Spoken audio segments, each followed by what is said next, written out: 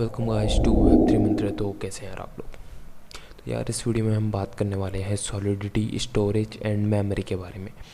ठीक है, ये कंसेप्ट हो सकता है आपने ना सुना हो, क्योंकि या आप अभी मेरे साथ ही अगर आप सॉलिडिटी कर रहे हैं तो हाँ, आपने अभी तक नहीं सुना है ये कंसेप्ट। ठीक है, अब मैं आपको बताता हूँ इसको। ठीक है, उससे पहले मैं रिमिक्स आईडी में आपको कुछ बताना चाहता हूँ। अगर आपने पहले के लेक्चर जो है मेरे साथ कंप्लीट किए हैं, अगर आपने पहले के लेक्चर मेरे साथ कंप्लीट किए हैं तो आपको पता होगा, मैंने आपको फंक्शन बताया था। बेसिकली फंक्शन क्या होता है, और मैंने आपको रिटर्न कीवर्ड के बारे में बताया था। यहाँ पे देखो, सॉलिडिटी हमारी स्टैटिकली टाइप्ड लैंग्वेज है, तो हमें रिटर्न में भी बताना पड़ रहा है कि ये फंक्शन जो है क्या रिटर्न कर रहा है। ठीक है, बताना पड़ रहा है हमें, है ना। अब देखो, मैंने यहाँ पे एक चीज़ आपको नहीं बताई थी कि फंक्शन के पैरामीटर्स। फंक्शन में पैरामीटर्स भी आते हैं, है ना। आपको पता है, अगर आपको यूज़र के थ्रू, मान लो अगर आपको किसी को फंक्शन कॉल कराने का है, मान लो ट्रांसफ़र का फंक्शन है। ठीक है, पैसे, फंड्स जो हमारे ईथर है वो ट्रांसफ़र का फंक्शन है। और इसके अंदर आप कोई यूज़र अगर कॉल करता है तो आपको इन्फॉर्मेशन भी तो चाहिए होगी यूज़र से यार, कि उसको किसको भेजने हैं। एड्रेस की इन्फॉर्मेशन चाहिए होगी कि कौन से एड्रेस में आपको फंड्स भेजने हैं, कुछ भी नाम वगैरह कुछ भी। ठीक है, तो आपको यहाँ पे पैरामीटर देना, पास करना पड़ता है। ठीक है, फिर यूज़र क्या करता है, उसमें आर्गुमेंट पास करता है अपनी डिटेल करके। मैं आपको दिखाता हूँ। यहाँ पे देखो, मैंने एक पुरानी फाइल खोली है जो वेरिएबल टाइप्स वाली हमारी थी। ठीक है, उसमें एक फंक्शन है हमारा। यहाँ पे मैं एक काम करता हूँ, पैरामीटर अभी रहने दो, रिटर्न कीवर्ड के साथ ही मैं आपको बताता हूँ। यूइंट में देखो, आपने ये कंसेप्ट नहीं देखा है ना। इसके बाद अगर मैं यहाँ पे स्ट्रिंग लिख दूँ यहाँ पे, ठीक है, और यहाँ पे क्या करते हैं हम, एक काम करते हैं, यहाँ पे हम स्ट्रिंग ही पास करते हैं। स्ट्रिंग मैं रिटर्न कराता हूँ web3 मंत्र। ठीक है, अब मैं इसे सेव करता हूँ। अभी देखो, मेरे को एक एरर यहाँ पे आ रहा है, मैं आपको एरर दिखा देता हूँ। देखो, ये एरर बता रहा है data location must be memory. तो अब ये आपको एरर आया है, ये बेसिकली स्ट्रिंग के लिए था, क्योंकि जो हमारे यू इंट और हमारे जो एड्रेस है वो बाय डिफ़ॉल्ट जो है मेमोरी में कॉल हो रहा है फंक्शन में। ठीक है, तो यही मैं आपको बताना चाह रहा था। अगर मैं यहाँ पे अब मेमोरी लिखता हूँ तो देखो, मैंने मेमोरी लिखा, मेरा एरर सॉल्व हो चुका है। ये बेसिकली वार्निंग दे रहा है कि इस वेरिएबल को हमने यूज़ नहीं किया है, तो इसलिए अगर इसको मैं कमेंट आउट कर देता हूँ, क्योंकि हमने इसका यूज़ ही नहीं किया है। मैं सेव करता हूँ, हमारा सक्सेसफुली कंपाइल हो चुका है। ठीक है, तो यही है मेमोरी। अब मैं आपको बताता हूँ ये क्यों है। ठीक है, बेसिकली इनकी डेफिनेशन वगैरह आपको बताता हूँ मैं। अब आ जाओ यहाँ पे मेरे साथ। देखो, हमारे स्टोरेज में फ़िलहाल आपको दो तरह की मेमोरी बता रहा हूँ। ठीक है, एक हमारी होती है मेमोरी, जो मैंने अभी आपको बताई स्ट्रिंग के दौरान। एक हमारी होती है स्टोरेज। मेमोरी क्या होती है, मेमोरी को आप ऐसा रैम ले सकते हो। रैम, आपको पता है रैम क्या काम करती है पीसी में आपके। ठीक है, आपके पीसी में क्या काम करती है रैम, जो करंटली जो रन हो रहे हैं ना प्रोग्राम, उनको उनको मैनेज करती है अपनी स्टोरेज में। ठीक है, क्योंकि देखो, आप कोई प्रोग्राम रन करते हो, ठीक है, उसमें कुछ भी चल रहा है, ठीक है, आप वीडियो गेम रन करते हो, तो देखो उसका आपके स्टोरेज में वो कुछ सेव नहीं कराता है, उससे कोई लेना देना नहीं होता है उसको। हाँ, कई केसेस में होता है, वो डिफ़ाइन करना पड़ता है, बट बेसिकली ये एप्लीकेशंस या गेम्स आप कुछ भी चलाते हो वो मेजरली रैम में रन होती है। ठीक है, तो आपको पता होगा रैम क्यों हम यूज़ करते हैं। तो जो मेमोरी कीवर्ड हम देते हैं ना, बेसिकली एज अ रैम हम उस वेरिएबल को पास करते हैं। ठीक है, मतलब रैम में उस वेरिएबल को पास करते हैं, ऐसा समझ लो आप। और जो स्टोरेज होती है, स्टोरेज अब आप अपनी कंप्यूटर की हार्ड डिस्क समझ लो या कोई डेटाबेस समझ लो। ठीक है, जहाँ उस वैल्यू सेव रहेगी परमानेंटली, है ना। रैम में ऐसा नहीं होता है, आप एप्लीकेशन क्लोज करोगे तो वहाँ मेमोरी से हट जाती है वो चीज़ें। ठीक है, इतना आप समझते होंगे, है ना। यही था इसका जो बेसिकली मैं आपको बताना चाह रहा था।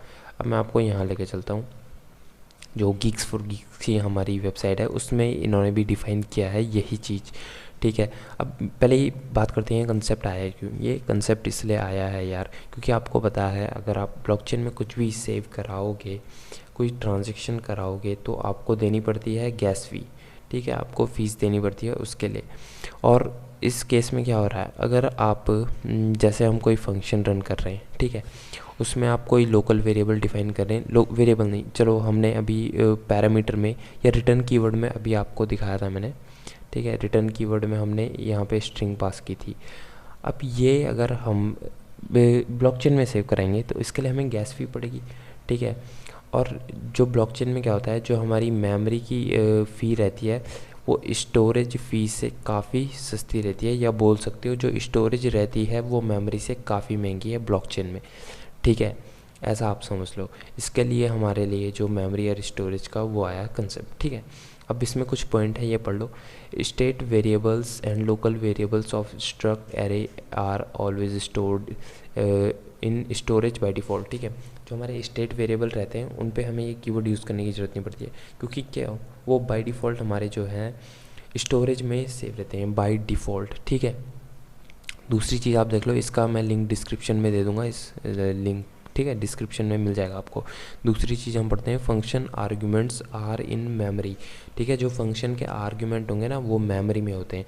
अब देखो हमें अनसाइन इंटीजर या इंटीजर या हमें जो एड्रेस है उसके लिए हमें मेमोरी डिफाइन नहीं करना पड़ता है, क्योंकि ये बाय डिफ़ॉल्ट रहती है, ठीक है। लेकिन हमें, जैसे मैंने स्ट्रिंग किया है, स्ट्रिंग के लिए आपको डिफाइन करना पड़ता है, ठीक है। अब यहाँ पे देखो ये तीसरा पॉइंट जो है वो हमारे एरेस के लिए है। एरे मैंने अभी आपको बताया नहीं है, तो ये मैं आपको बाद में ये पॉइंट बता दूंगा। अभी आपको खाली मेरे को मेमोरी और स्टोरेज समझाना था, ठीक है। तो आप पढ़ लो, अगर आपको एरर समझ आता है तो पढ़ लो, ठीक है। ये चीज़ पढ़ लो, मैं लिंक डिस्क्रिप्शन में दे दूंगा, और ढंग से पढ़ना है इसे यार, काफ़ी अच्छा लिखा है इन्होंने, ठीक है। अब मैं आ जाता हूँ, मैंने ये भी आपको समझा दिया, अब मैं वापस अपनी रीमिक्स आईडी में आ जाता हूँ, ठीक है। तो यहाँ पे हमने क्या कराया, स्ट्रिंग मेमोरी दी है। अब फंक्शन में पैरामीटर भी ऐसे ही लेते हैं यार हम, ठीक है। मैं इसको देखो, मैं इसे हटाता हूँ यहाँ से, और क्या करते हैं, प्योर मैंने इसे दिया है, यहाँ पे हम पैरामीटर दे देते हैं नेम, ठीक है। मैं देता हूँ स्ट्रिंग। अब यहाँ पे भी हमको मेमोरी डिफाइन करना पड़ेगा। अगर मैं नहीं करता हूँ, यहाँ पे देखो मैं एक नेम नाम का वेरिएबल बना देता हूँ, तो ये मेरे को फिर से एरर देगा कि data location must be memory, ठीक है। ये मेमोरी ही होना चाहिए, ठीक है। अब मैंने ये करा दिया है।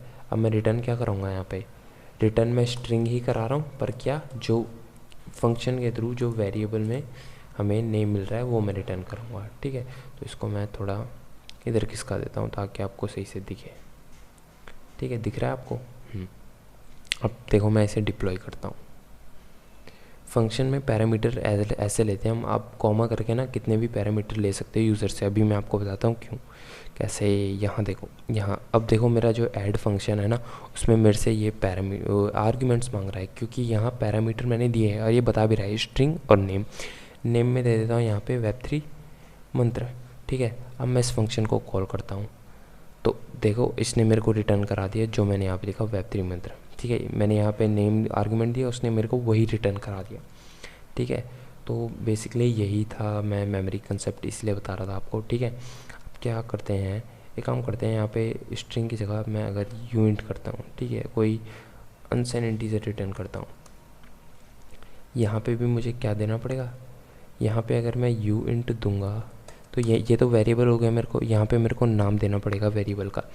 वो नाम मैं दूंगा, यूइंट मैं दे देता हूँ वैल्यू, या कुछ भी नाम दे दो यार, नंबर, ठीक है। नंबर मैं इसे नाम दे देता हूँ। अभी मैं अगर रिटर्न नंबर कराता हूँ तो देखो मेरा सक्सेसफुली कंपाइल हो चुका है। तो मैंने आपको बताया था यूइंट और एड्रेस के लिए हमको डिफाइन नहीं करना पड़ता है, क्योंकि बाय डिफ़ॉल्ट ये मेमोरी में रहते हैं।